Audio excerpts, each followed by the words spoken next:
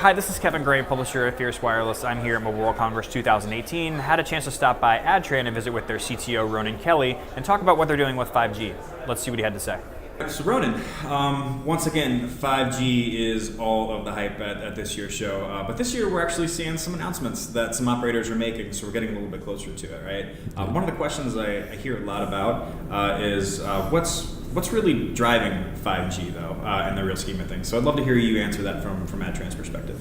I think fundamentally there's a multitude of drivers behind it. If we look at 5G and what it means to everybody, there's a whole raft of different applications that 5G networks will enable that today's 4G and also the 3G networks, which are still very prevalent across Europe, cannot enable.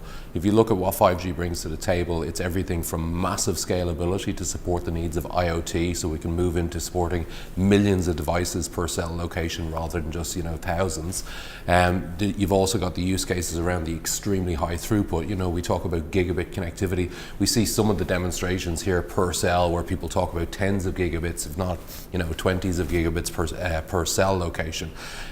You've also got the extremely low latency characteristics that go with 5G, so that allows for newer use cases around things that require very tight control. So whether it's robotics that need very tight control over latency or jitter, whether people using remote machinery that depend on things like haptic feedback, etc. All these sorts of things you can't do with a 4G or a 3G network in a reliable fashion. So I think really what it's going to bring to the fore is new applications, new use cases, new business models that simply wouldn't be possible with the existing technologies that are there. So diving into that a little bit deeper, if we could you talk a little bit more about how 5G is different than some of the previous generations of mobile technologies? Sure. The way I like to look at the different generations of the mobile technologies, where we had the original 2G networks, they were great for digital quality voice calls. Then we moved on to 3G, and really what 3G gave was basic connectivity. When we moved to 4G started to bring what we class as the real broadband experience. So you could start to do things like streaming video, you could use cloud-based applications, etc. And that was a game changer, particularly in the business world. If we think about how we work today versus how we worked 5 or 6 years ago, the level of connectivity that we enjoy out in the field, we can engage in video conferences, WebEx, etc. Things that you just simply couldn't do on the 3G network. There's a phrase I always use when speaking at conferences, and that is that the bandwidth always precedes the applications. It makes for a really bad business model to develop an application that has bandwidth needs that simply are not there in the mass market.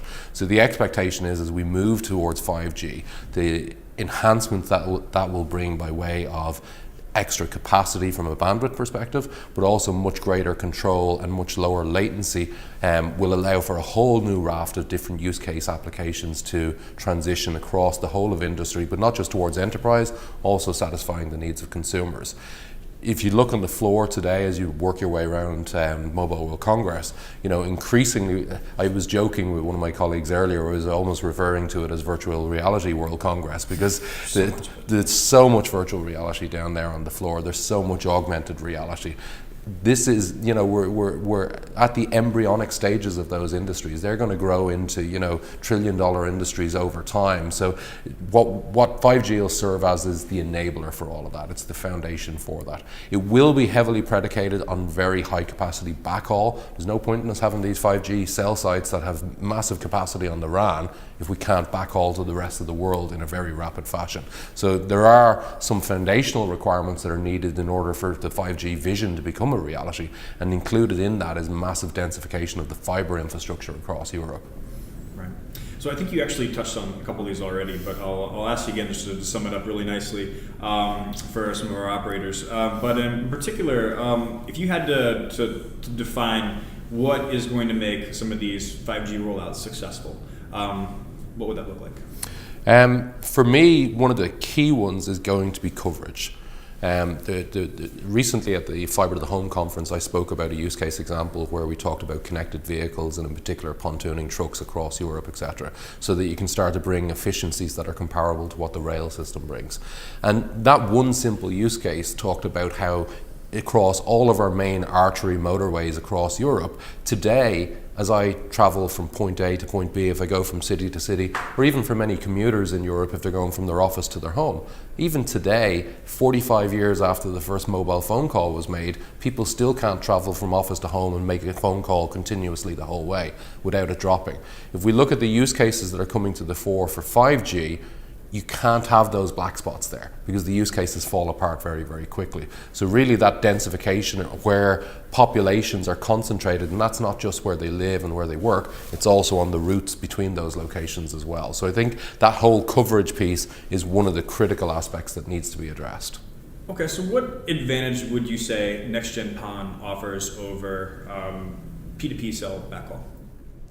So there are a number of advantages of PON architectures over your traditional point-to-point architectures.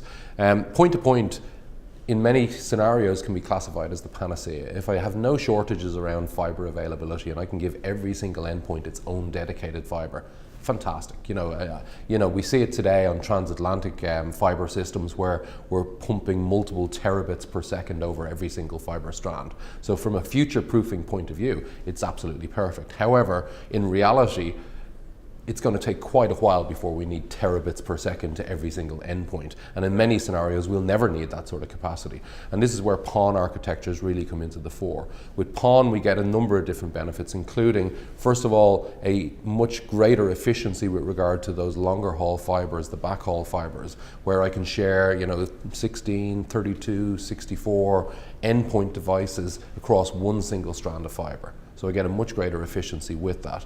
But in addition to that, what we also see is substantial savings around things like power utilization and also space utilization in the aggregation locations, like a traditional central office or a data center location, where, on the fiber side of things, I can get a 64 to 1 saving on the amount of aggregation points in that central office. But also then from a power draw point of view, traditionally we tend to see ratios in the order of about 10 to 1, where the PON networks are much more efficient to be run that way. I think as we go forward as well, there's capabilities when we start to introduce things like NG-PON2, which is the next generation of 10 gig symmetric PON that allows for multiple wavelengths to be used. When you start to combine those technologies with some of the later advancements in the industry around software-defined networking, you can begin to drive further energy efficiencies as well by turning off unused wavelengths when they're not needed and migrating all the customers towards a baseline wavelength, for example. So in that scenario, we did a model here for the Spanish market where we could demonstrate savings just on power alone of tens of millions of euro per year just by moving towards an NG-PON2 environment and shutting off the wavelengths during off-peak times. So there's a lot of new and novel use cases that PON can bring to bear for operators, particularly as they transition towards a software-defined networking environment. The other piece I think that is critical to keep in mind as well is where traditionally PON networks were an asymmetric technology. So if you look at technologies like GPON, for example, it's 2.5 gig of capacity down and 1.25 gig up. So you were always limited in what you could do in the upstream direction. And what we're seeing now increasingly with the emergence of technologies like GFast or DOCSIS 3.1 full duplex, the PON technologies have also evolved now to allow that symmetric capability to come true. So what we see now in the new 10 gig PON standards, you've got 10 gig EPON, you've got XGS PON, and you've got NG-PON2. They're all symmetric. So it means now we can offer, as we go forward, we can start to move the consumers towards a fully symmetric broadband offering in the future. And again, as I mentioned earlier, the bandwidth always precedes the applications. So as more and more upstream capacity becomes available to the consumers out there, their usage patterns will begin to change. The applications that are made available to them will continue to capitalize on that extra upstream capacity. So I expect as we go forward, we'll see more and more cloud-based activities being made available towards the consumer, more and more equipment that's controlled by the cloud being made available to the consumer that's taking advantage of these new PON technologies. That makes sense. So one last question I had for you then, right? So looking towards the future, what impact do you think 5G is going to have on the market as a whole? I think fundamentally what it's going to do is create more economic activity. I think if we look at, as we transitioned from 2G where we could make phone calls when we were out and about, to 3G where we could get some basic connectivity, to 4G where we could be pretty much online all day, every day, and the impact that's had from an economic activity point of view. You know, we all work in different ways, we work much more efficiently. You know, gone are the days when a sales guy out on the road would collect orders and then once a week go back into the office and file all the orders. You know, everything is instantaneous now. I think now with 5G, what we touched on earlier with regard to the higher capacity bandwidth, the lower latency, etc., will create a whole raft of new use cases for connected devices that solely depend on cloud connectivity. If you look at what's going on, let's say in the consumer electronics space and things like smart homes, you've got a massive shift in the industry by companies like Amazon, companies like Google, companies like Microsoft, where they're trying to get into the whole smart home environment through their digital assistants, using the likes of Alexa, using the likes of Google Home, using Siri, etc. And all of those devices make for a fantastic end user experience so long as you've got really good connectivity. When the connectivity begins to fall apart, that user experience in using those cloud augmented devices falls apart equally quickly. So I think what it will bring to the fore is if we can reliably build out sufficiently dense 5G networks, so we have the coverage that we touched on earlier, coupled with heavily fiber backhauled infrastructure, we have the backhaul connectivity then to ensure that that end user experience is preserved across the way. So I think in reality it's very difficult to do the crystal ball approach, but I'm very certain that the way we work as we go forward is going to change. I think technologies like augmented reality will become much more prevalent in our day-to-day lives. I still think things like virtual reality will be more an occasional technology, you know, if I want to be pitch side during a rugby game or watching some sort of movie environment. But for augmented reality, I think that will be more real-time on a day-to-day basis, and that connectivity is what's going to allow that to happen. Ronan, thanks for joining us today. Thank you. Cheers.